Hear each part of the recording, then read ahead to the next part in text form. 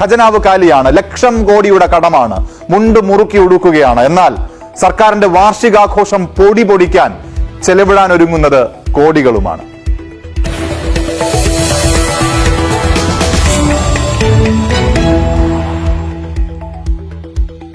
അങ്ങനെ രണ്ടാം പിണറായി സർക്കാർ 4 വർഷം പൂർത്തിയാക്കുകയാണ്. നാളെ വടക്കേയറ്റം കാസർഗോഡ് നിന്നുമാണ് വാർഷികാഘോഷങ്ങൾക്ക് തുടക്കമാകുന്നത്.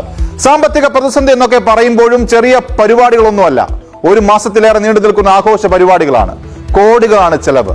മുഖ്യമന്ത്രിയുടെ മുഖമുള്ള 500 പരസ്യ ബോർഡുകളാണ് സംസ്ഥാന വ്യാപകമായി ഉയർത്തുക. ഇതിന് മാത്രം ചെലവ് 15 കോടിയിലേറെ രൂപയാണ്.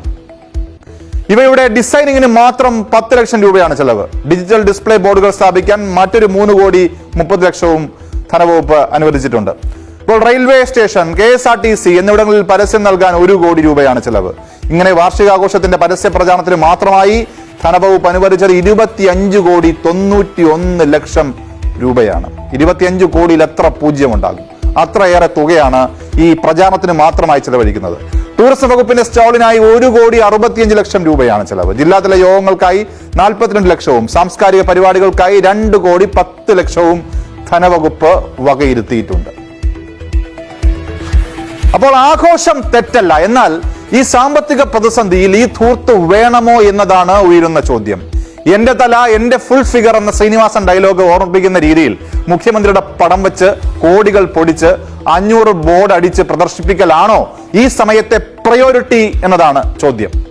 എന്ത് അവകാശം ചോദിച്ചാലും സർക്കാരിന്റെ മറുപടി സാമ്പത്തിക പ്രതിസന്ധിയാണ്. സാമൂഹ്യ പെൻഷൻ കൂട്ടുമോ എന്ന് ചോദിച്ചാൽ ഖജനാവിൽ പണമില്ല. സ്കീം വർക്കേഴ്സിന് ഓണറേറിയം കൂട്ടുമോ എന്ന് ചോദിച്ചാൽ ഖജനാവിൽ പണമില്ല. കരാറുകാർക്ക് കുടിശ്ശിക ആവശ്യപ്പെട്ടാൽ ഖജനാവിൽ പണമില്ല. എന്തിനേറെ പാഠപുസ്തകം പരിഷ്കരിക്കാൻ, നമ്മുടെ കുട്ടികൾ പഠിക്കുന്ന പാഠപുസ്തകത്തിന്റെ സിലബസ് പരിഷ്കരിക്കാൻ പോലും ഫണ്ടില്ല എന്നാണ് ഒടുവിൽ വിദ്യാഭ്യാസ വകുപ്പും ധനവകുപ്പുമായി ബന്ധപ്പെട്ട ഡീലിംഗ്സുകളിൽ നിന്ന് പുറത്തുവരുന്ന വിവരങ്ങൾ. അങ്ങനെ ഇരിക്കുമ്പോഴാണ് സർക്കാരിന്റെ പ്രോഗ്രസ് കാർഡ് ജനങ്ങളിലേക്ക് എത്തിക്കാൻ പുതിയ കാലത്ത് ചെലവ് രഹിതമായ അനവധി വഴികൾ നിലനിൽക്കെ ഞങ്ങൾ സൂപ്പറാണെന്ന് വീമ്പ് പറയാൻ കോടികൾ സർക്കാർ ചെലവഴിക്കുന്നത്.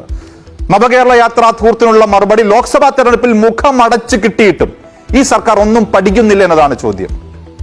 KC വിപിനാണ് തിരുവനന്തപുരത്ത് നിന്ന് വിവരങ്ങളുമായി ചേർന്നത്. വിപിൻ, തീർച്ചയായും ഒരു സർക്കാരിന് ആ സർക്കാരിന്റെ ഭരണ നേട്ടങ്ങൾ ഉയർത്തിക്കാട്ടാനുള്ള എല്ലാ അവകാശവുമുണ്ട്. പക്ഷേ ഇത്രയേറെ രൂപ നമ്മുടെ പൊതു ഖജനാവിൽ നിന്നും പൊടിച്ച് നമ്മുടെ നികുതി പണം ഈ രീതിയിൽ ചെലവഴിച്ചാണോ അത് ചെയ്യേണ്ടതെന്നാണ് ഉയരുന്ന ചോദ്യം.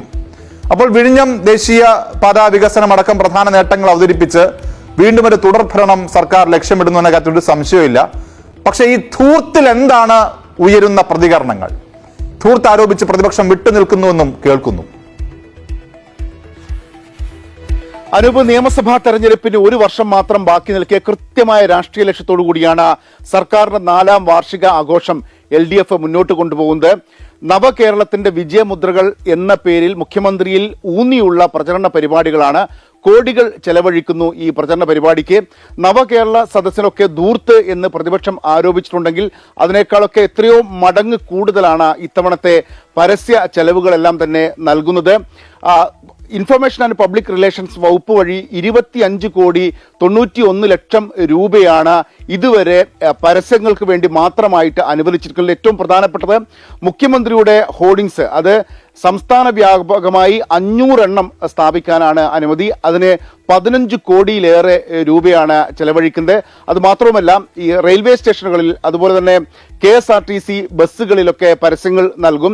അതിന് 1 കോടി രൂപ, 3 കോടിയോളം രൂപ ഡിജിറ്റൽ ഡിസ്പ്ലേ ഓടുന്ന വാഹനങ്ങളിലൊക്കെ വെച്ചുകൊണ്ട് ഉള്ള പരസ്യങ്ങൾ. അങ്ങനെ സർവ്വവ്യാപിയായി പരസ്യങ്ങൾ നൽകി ഈ സർക്കാർ കഴിഞ്ഞ 4 വർഷം എന്ത് ചെയ്തു എന്ന് ജനങ്ങളിലേക്ക് പ്രചരിപ്പിക്കാനാണ് ഇത്രയധികം പണം ചെലവഴിക്കുന്നത്. എല്ലാ ജില്ലകളിലും 7 ദിവസം നീണ്ടു നിൽക്കുന്ന പരിപാടികളാണ്. ആ ആഘോഷ പരിപാടികൾക്ക് സ്റ്റേജും മറ്റ് ഇനങ്ങളും അതോട് അനുബന്ധിച്ച് നിൽക്കുന്ന അടിസ്ഥാന വികസന പ്രവർത്തനങ്ങൾക്കെല്ലാമായി 3 കോടിയോളം രൂപയാണ് ഏജൻസികൾ വഴി ചെലവഴിക്കുന്നത്. ഇതിന് ഊരാളുങ്കലിന് കീഴിലുള്ള ഒരു സ്ഥാപനമാണ് ഈ പ്രവൃത്തികളൊക്കെ ചെയ്യുന്നത്. ഇങ്ങനെ വലിയ തരത്തിൽ പണം ചെലവഴിച്ചുകൊണ്ടുള്ള ഒരു ആഘോഷ പരിപാടിയാണ് 4ാം വാർഷികത്തിൽ നടക്കുന്നത്.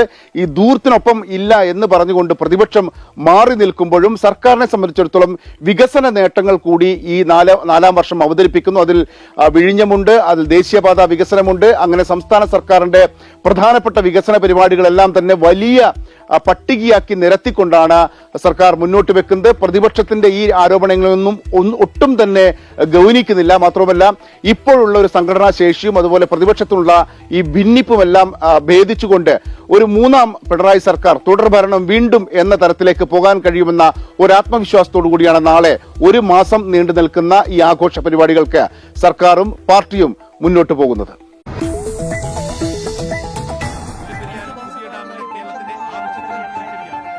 നമ്മെ തേടി വരുന്ന വാർത്തകൾ നിരവധിയുണ്ട്. തേടിച്ചെന്ന് കണ്ടെത്തേണ്ട ചില വാർത്തകളുണ്ട്.